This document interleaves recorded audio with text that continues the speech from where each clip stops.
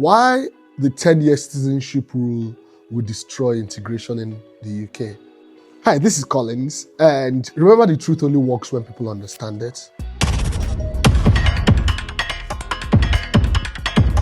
The UK government wants immigrants to integrate, but their solution is to double the time it takes to become a citizen. That's not integration, that is a test of endurance, and I believe it will backfire, and here's why. First, what is actually happening? You see, in the new immigration white paper that the UK government proposes, it proposes to extend the path to citizenship from 5 years to 10 years. That means even after living, working, and paying taxes in the UK for a decade, you're still seen as a potential risk, not a future citizen, as an outsider. Why? Because citizenship here is no longer a right that you grow into. It's a privilege that the state keep dangling in front of you. And why does this destroy integration?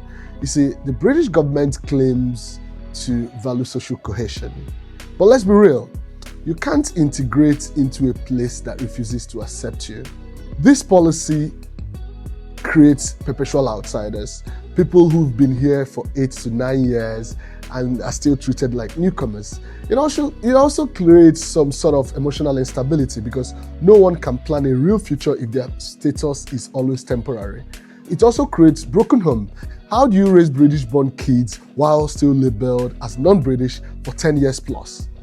And finally, I think it also creates disengaged citizens in waiting, because when people invest socially and politically and they are kept on probation forever, what do you expect? You see, integration needs stability, and this policy delivers insecurity.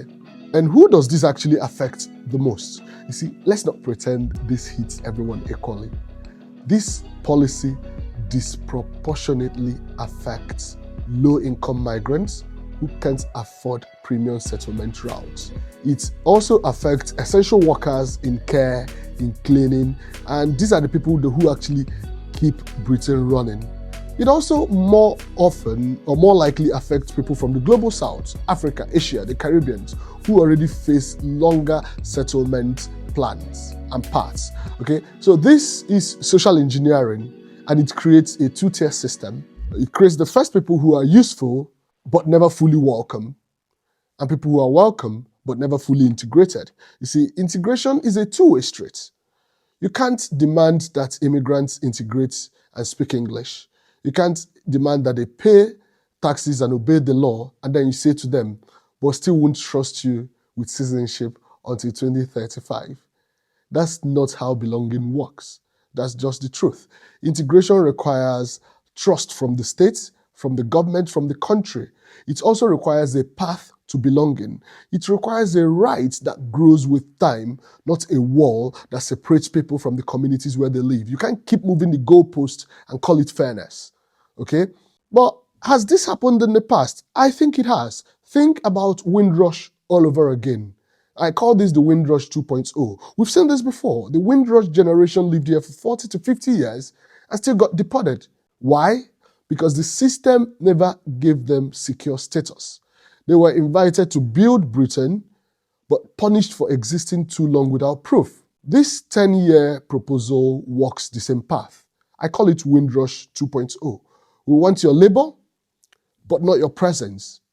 We want your sweat, but not your citizenship. So let us be clear about what's happening here. Making citizenship harder won't make immigrants love Britain more. It will make them feel used. It will push them inward, not outwards towards the country. 10 years of contribution without recognition is not integration. It's exploitation. Remember, the truth only works when people understand it. I'll see you later.